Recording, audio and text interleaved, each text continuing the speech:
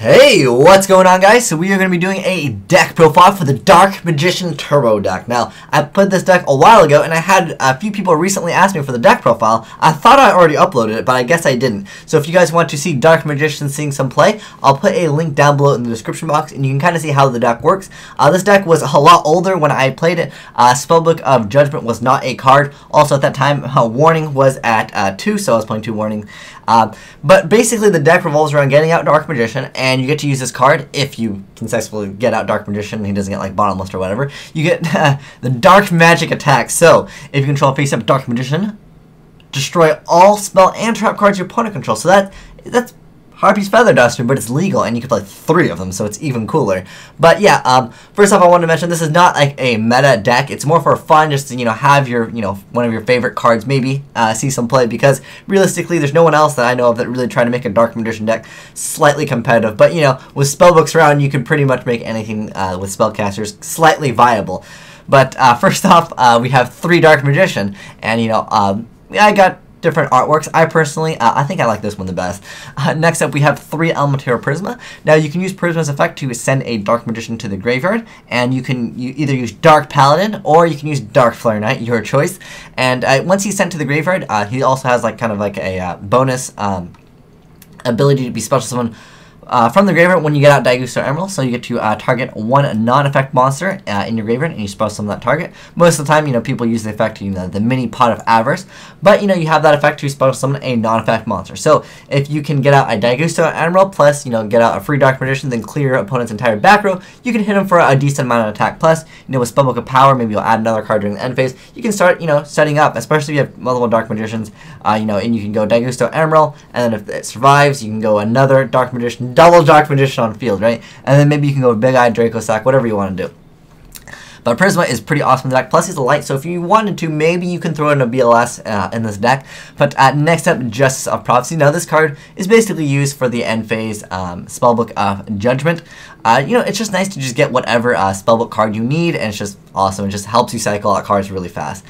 Next up, I play 3 Kage Tokage, or Shadow Lizard, as it's called in the OCG.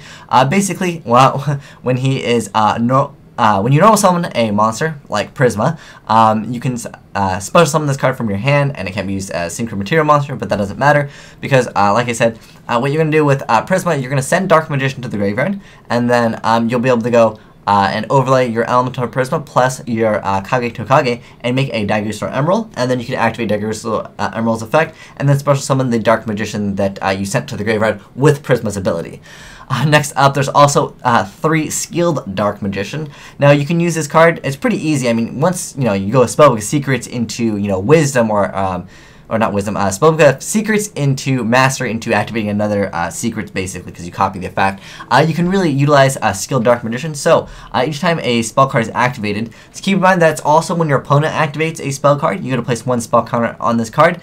When that spell card resolves, max 3, you contribute this card with 3 spell counters on it, and you get to special summon 1 Dark Magician from your hand, deck, or graveyard. So, technically, if you draw a Dark Magician, it's not the end of the world. I mean, I guess you can special summon it from the hand, but I would always recommend you to special summon it from the deck, or maybe you might not want to do that because you want to use a Prisma. Keep that in mind. That's always an option available. Plus, there's another card that lets you bring Dark Magician from the deck straight up, which is pretty cool. But yeah, 3 Skilled Dark Magician, just because he's also 1900 plus, Spellbook Power, plus boost him up to 2900, pretty decent. Next up, 3 Temperance of Prophecy. I usually use this just to get a quick Dark Magician out. So all you have to do is activate a Spellbook card previously this turn, and then you tribute it, and then you lets you special summon Dark Magician from the deck, and then you can't special summon any level 5 or higher monsters during that turn, but that's fine. Dark Magician is all you need. And next up, we have the star card of the deck, Dark Magic Attack, which, you just get to blow up your opponent's entire back row. Pretty awesome. Next up, I play 2 Dark Magic Curtains, so you have to pay half your life points, but you, get to special summon a Dark Magician from your deck. You can't summon other monsters the turn you activate this card, but you can still set monsters.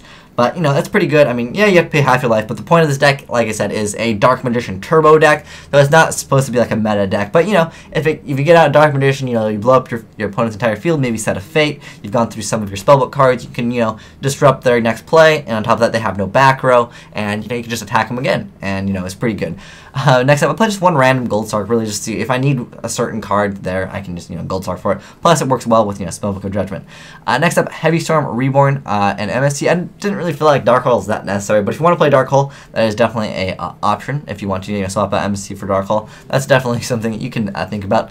But against the tier 1 decks, this deck is not that great, I would say, against Elemental Dragons, but because the point of the deck is to dark magic attack, and it just makes it cool. But that deck doesn't really have back rows.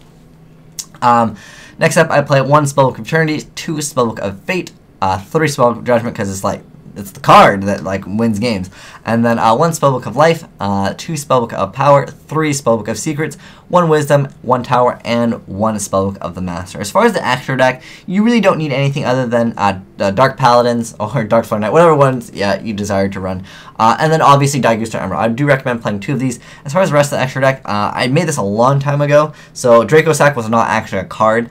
But yeah, I did change some of the cards like Spellbook of Judgment to make it more viable, to make it more competitive if you were interested in, trying the deck out for fun, or, maybe you guys can make a more competitive version of the deck.